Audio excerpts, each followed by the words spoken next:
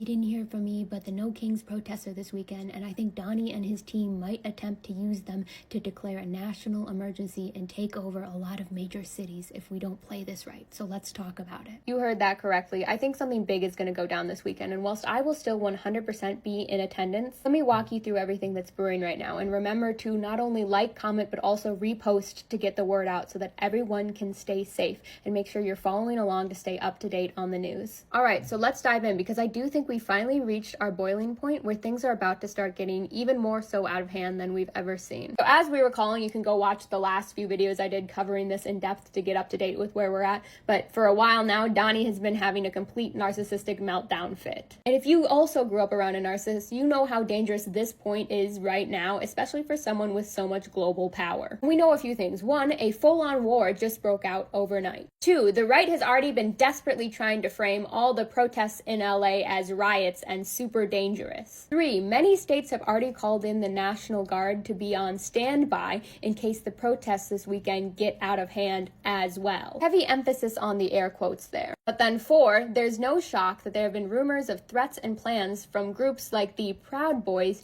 to show up to the protests this weekend just to cause chaos and escalate it. In which I'm sure Donnie and his team are waiting on standby to take those clips and frame everything that's happening across the nation, which I believe, what are we up to, 1,800, 1,900 protests across the entire country and globally as well. That's right, this has now gone global, but they will use those clips for an excuse to put the nation into some sort of a lockdown. And I'm not saying stay home, and I'm not saying this is 100% going to happen, but I do believe that this is all perfectly set up to happen, and we have to do everything we can to avoid it happening. So please repost, get the word out, because knowledge is power, and remember to stay safe this weekend.